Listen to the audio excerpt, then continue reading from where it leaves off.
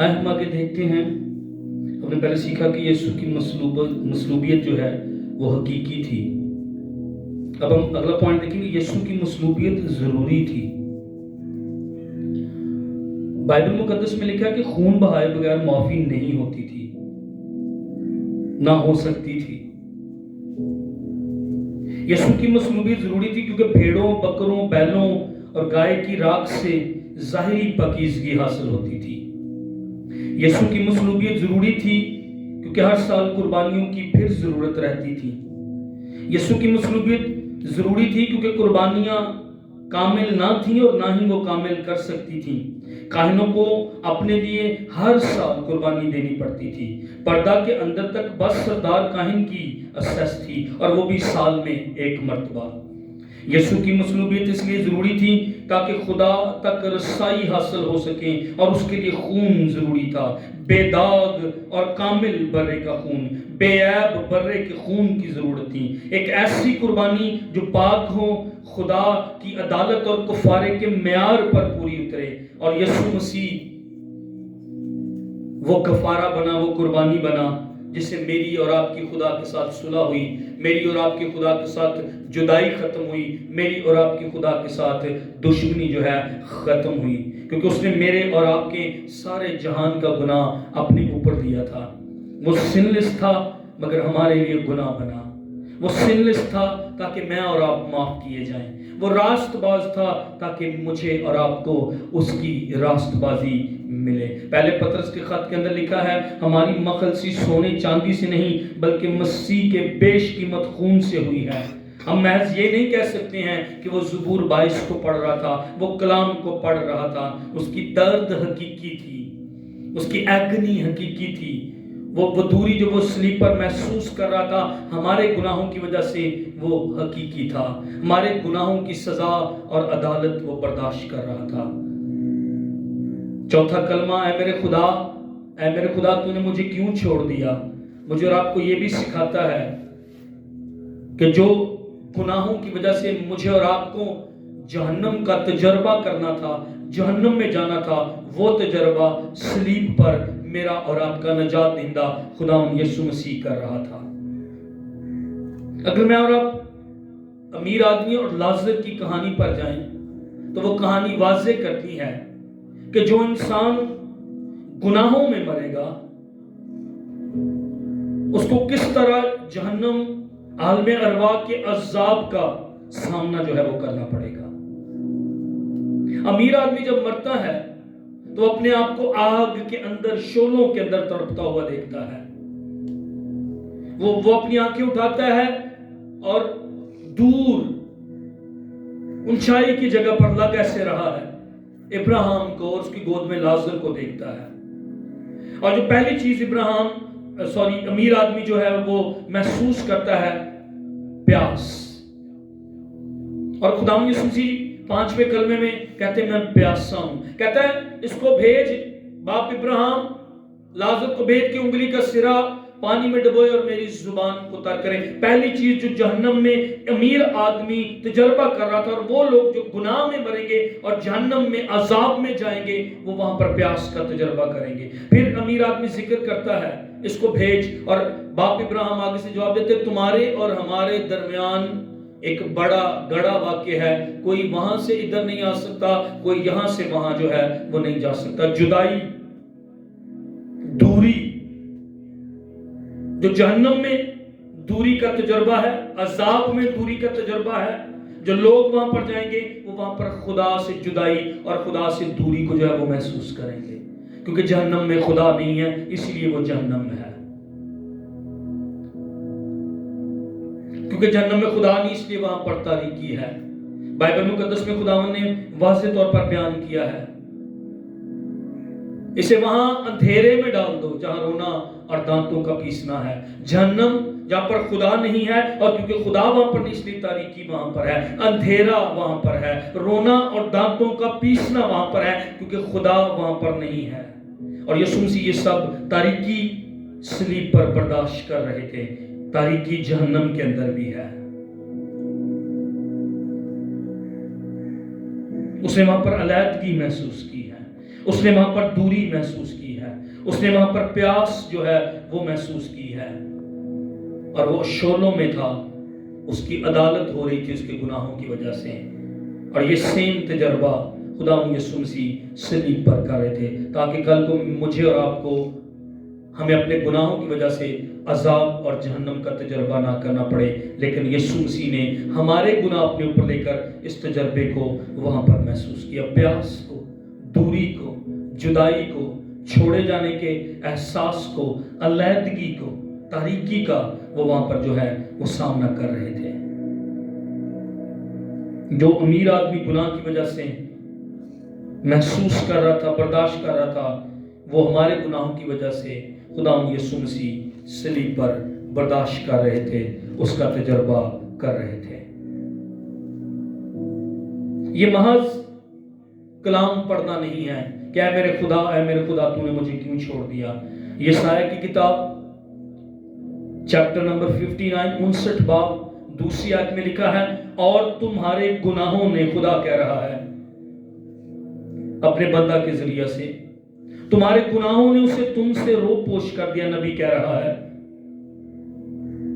ہمارے گناہوں نے خدا کو ہم سے رو پوش کر دیا، اور آگے کا اس کا مطلب ہے خدا نے چہرہ چھپا لیا ہے، ہمارے گناہوں کی وجہ سے خدا نے اپنے چہرے کو چھپا دیا میرے اور آپ سے، اور ہمارے گناہ کیونکہ مسیح پر تھے، خدا نے اپنا چہرہ دور کر لیا ہے، لیکن تمہاری بد کرداری نے تمہارے اور تمہارے خدا کے درمیان جدائی کر دی ہے، دوری کر دی ہے، حتیٰ کہ اس نے اپنے چہرے کو جو ہے وہ چھپا لیا ہے ہم سے گناہوں کی وجہ سے۔ اور جب وہ گناہ مسیح پر ہمارے تھے، ساری دنیا کے گناہ تھے، تو ہماری بد کرداری، ہمارے گناہوں نے یسوع اور خدا کے درمیان جدائی کریٹ کر دی تھی۔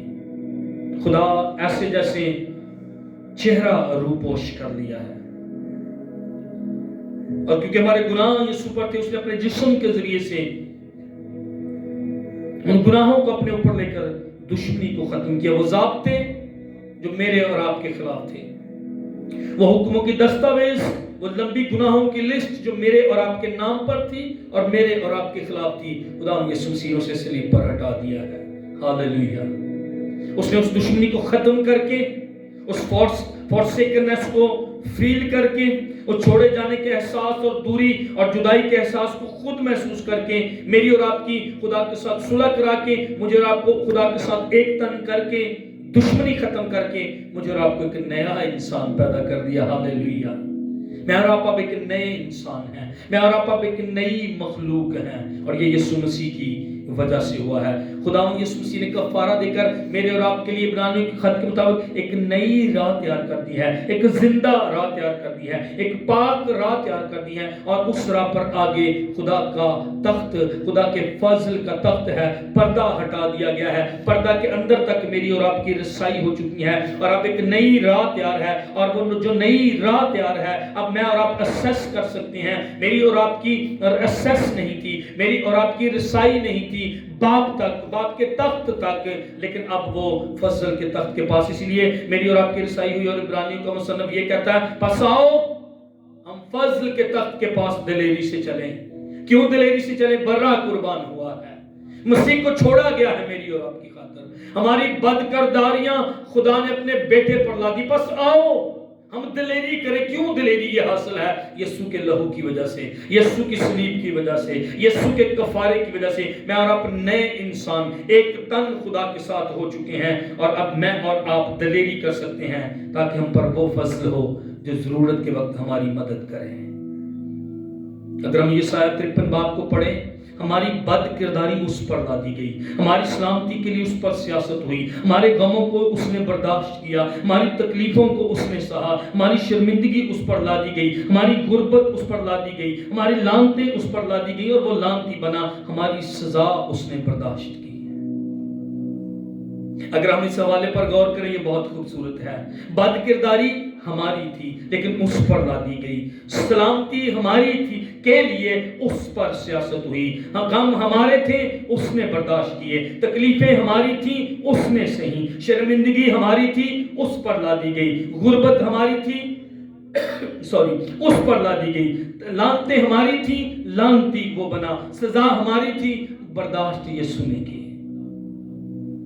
ये सब कुछ जो मनफी था हमारा था, और बदले में जो रास्तबाजी, नया इंसान मिला, पाक रूह मेरे और आपके अंदर, मैं और अपने इंसान में मखलूक बन गए, शाही कहनों का फिरका बन गए, हम मुकद्दसों के हम जमायत बन गए, मसीह के साथ हम मिरास खुदा के वारिस ठहरे हैं, खुदा के बेटे ठहरे हैं। ये यीशु मसीह की वजह से हुआ है। ऐ मेरे खुदा तूने मुझे क्यों छोड़ दिया। मसीह का ये छोड़े जाने का एहसास हमें ये भी सिखाता है, खुदा गुनाह के साथ नफरत करता है। ऐ मेरे खुदा तूने मुझे क्यों छोड़ दिया। ये छोड़े जाने का एहसास हमें ये भी सिखाता है, ये कलमा हमें ये भी सिखाता है, मौत जो राज कर रही थी उसके लिए गुनाहों का कफारा अदा करना जरूरी था। ज़बूर 22 का हवाला दिया जाता है। बेशक ये उस कलाम की भी तलावत है, लेकिन ये महज एक तलावत से कहीं बढ़कर है। हमने पिछले सारे वक्त में सीखा है कि उसका छोड़ा जाना हकीकी था, हमारे गुनाहों की वजह से था। लेकिन अगर हम ज़बूर 22 का मुतालिया करें तो मुझे और आपको बहुत खास लफ्ज वहां पर मिलते हैं। ज़बूर नवीस ये कहता है, तू मुझसे दूर क्यों है। फिर एक जगह पर वो कहता है, तू मेरी मदद से दूर क्यों है, तू मेरे नाला और फरियाद से दूर क्यों है। हत्ता कि ज़बूर नवीस भी ये महसूस कर रहा था, उसका खुदा उससे दूर खड़ा है, उसकी मदद से दूर खड़ा है। ज़बूर 22 में लिखा है, मैं दिन रात पुकारता हूं पर तू जवाब नहीं देता। 11वीं आयत में लिखा है, मुझसे दूर ना रह। ये ज़बूर नवीस महसूस कर रहा था कि उसका खुदा उससे दूर है। कहता कोई मेरा मददगार नहीं है। 12वीं आयत में लिखा, बहुत से सांडों ने मुझे घेर लिया है, दुश्मनों मुखालफों ने उसे घेरा हुआ था, मगर वो खुदा की मदद और खुदा की फेवर अपने करीब महसूस नहीं कर रहा था। 19वीं आयत देखें ज़बूर 22 की, तू ऐ खुदावन दूर ना रह। ज़बूर नवीस भी महसूस कर रहा था कि खुदा जो है वो दूर है। सुमहज ये तलावत नहीं, ये तलावत से कहीं बढ़कर है। हमारे गुनाह हकीकी थे, गुनाहों की अदालत होना ये भी हकीकत पर मबनी बात है। गुनाहों का इंसाफ होना, गुनाहों की सजा मिलना ये लाजिम था, ये वाजिब था। अदालत होना लाजिम था, वाजिब था। गुनाहों का इंसाफ होना लाजिम था, वाजिब था। और खुदा हमारे गुनाह अपने बेटे पर लाद कर वो वाजिबी सजा उसे दे रहा था, वो हकीकी सजा उसे दे रहा था। मैं आपके सामने एक कहानी बयान करना चाहूंगा। बहुत साल पहले की बात है। एक गांव में एक स्कूल था। उस गांव के बच्चे वहां पर उस्ताद को रहने नहीं देते थे। कभी उस्ताद की कुर्सी खींच लेनी, उस्ताद को गिरा देना, बदतमीजी करनी, उस्ताद का हुक्म ना मानना। वो क्लास के लिए बुलाता था लेकिन कोई क्लास अटेंड करने के लिए नहीं आता था, शोर करते। और हत्ता कि गवर्नमेंट जो भेजती थी हुकूमत टीचर्स को, टीचर 1-2 दिन रहते और वापस चले जाते थे।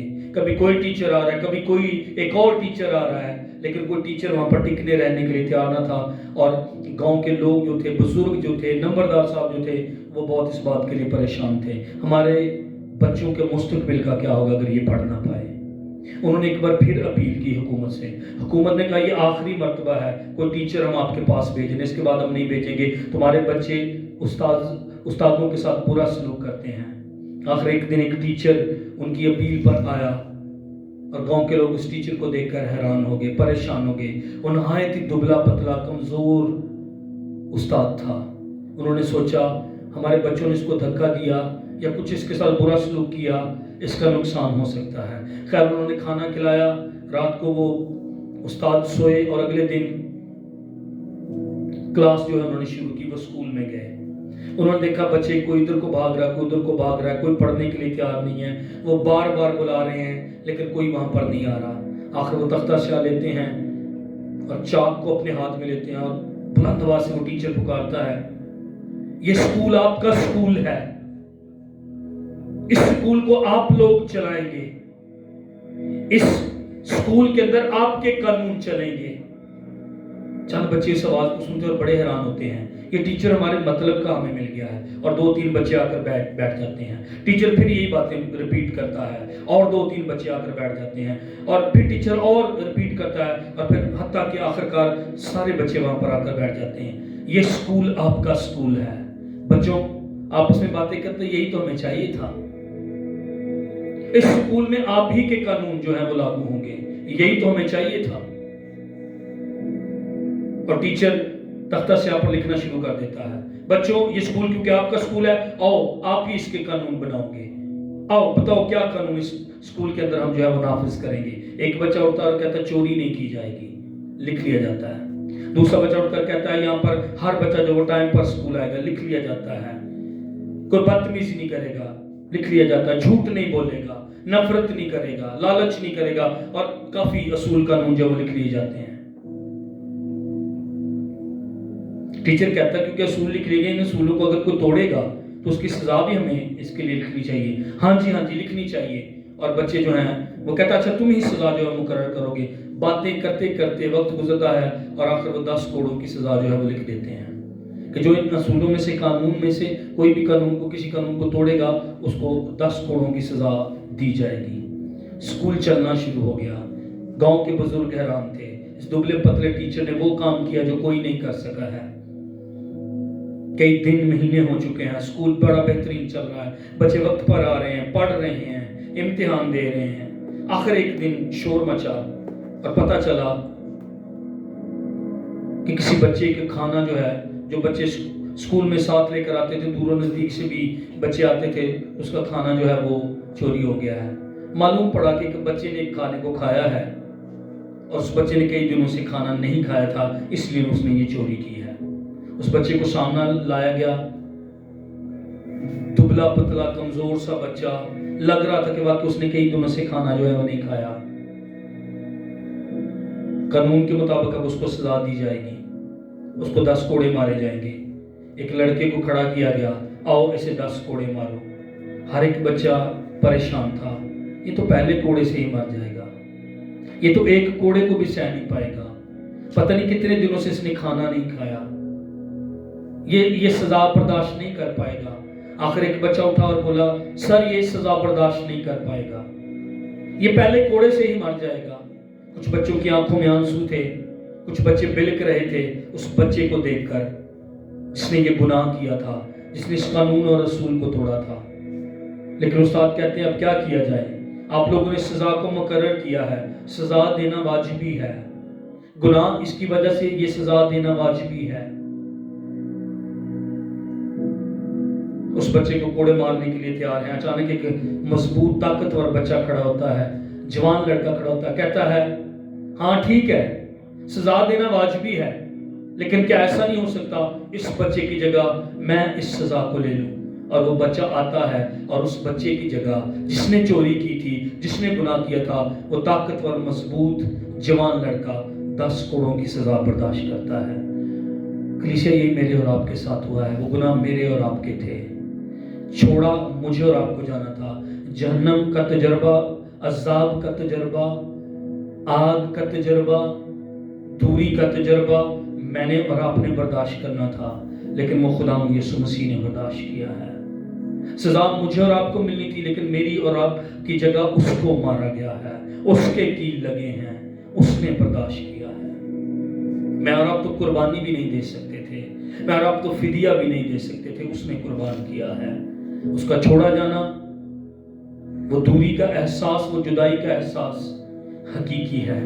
دوسرے کرنتھیوں کے خط کے 5ویں باب کی 21ویں آیت میں لکھا ہے وہ جو گناہ سے واقف نہ تھا ہمارے لیے گناہ بنا۔ پہلے پطرس کے خط کے مطابق وہ بغیر گناہ کے تھا۔ عبرانیوں کے مطابق وہ سب کے لیے ایک ہی بار قربان ہوا ہے۔ یسایہ کے مطابق ہماری بد کرداری اس پر لا دی گئی ہے، اس لیے وہ عدالت اور خدا کی سزا کو برداشت کر رہا تھا۔ جب خدا یسوع مسیح یہ پکار رہے ہیں میرے خدا تو نے مجھے کیوں چھوڑ دیا، تو ایک طرح سے یہ بھی کہہ رہے ہیں مجھے ہی کیوں چھوڑ دیا، اے میرے باپ تو نے مجھے ہی کیوں چھوڑ دیا۔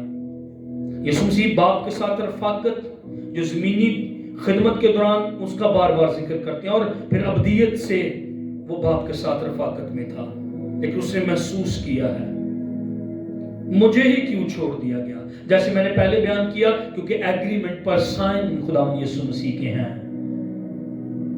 یہ سیکھنے کے لیے میں یہ ٹرم استعمال کر رہا ہوں، کیونکہ رضامند خدا کا بیٹا ہوا قربان ہونے کے لیے، اس لیے اس کو جو ہے وہ چھوڑ دیا گیا۔ اور جب خدا یسوع مسیح یہ کہہ رہے ہیں کہ تو نے مجھے کیوں چھوڑ دیا گیا، تو اس لیے کیونکہ انہوں نے ایگریمنٹ پر سائن کیے تھے۔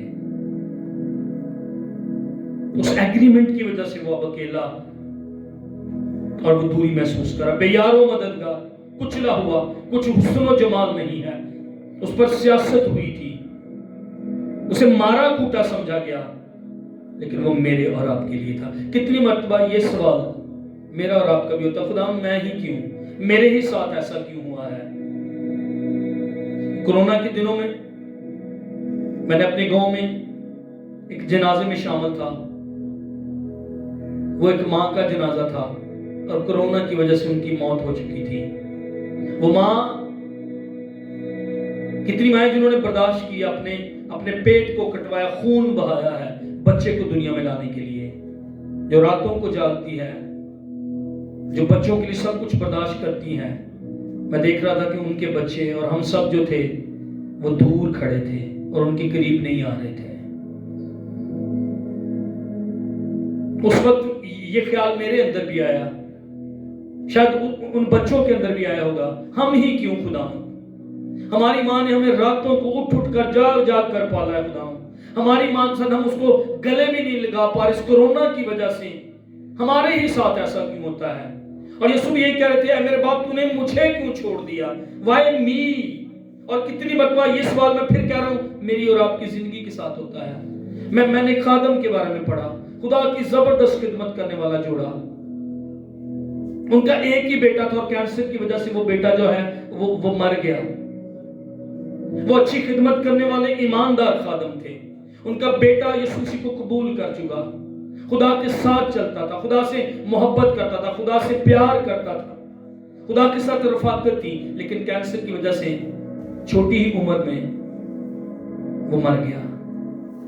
شاید اس ماں اور باپ، اس خادم اور خادمہ کے دل میں بھی یہ الفاظ تھے، ہم ہی کیوں خداوند، ہمارے ہی ساتھ ایسا کیوں ہے خداوند، ہم ہی ان دکھوں میں سے کیوں گزر رہے ہیں خداوند، ہم ان تکلیفوں میں سے کیوں گزر رہے ہیں خداوند، تو نے مجھے کیوں چھوڑ دیا؟ میں تو دعا کرنے والی، میں تو روزے رکھنے والا خداوند، میں تو دہ یکی اور ہدیے دینے والا خداوند، میں تو چرچ باقاعدگی سے آتا ہوں، میں نے تیرے کلام کو پڑھا ہے خداوند، میں تیرے پیچھے کئی سالوں سے چل رہا ہوں خداوند، میرے ساتھ ہی ایسا کیوں ہوتا ہے؟ یہ کلمہ بعض اوقات میری اور آپ کی زندگی میں بھی اس طرح ہوتا ہے، خداوند میرے ہی ساتھ ایسا کیوں؟ مجھے نوکری کیوں نہیں مل رہی؟ میرے پاس اچھا گھر، میرے پاس اچھی گاڑی کیوں نہیں ہے؟ لیکن سنیے گا، اگر یہ خدا کے بیٹے کے ساتھ ہو سکتا ہے جو خود خدا ہے، تثلیث کا دوسرا قانون ہے، تو یہ میرے اور آپ کے ساتھ بھی ہو سکتا ہے۔ صلیب اور صلیب پر مر جانا یہ مسیح کا اینڈ نہیں تھا، وہ تیسرے دن مردوں میں سے جی اٹھا۔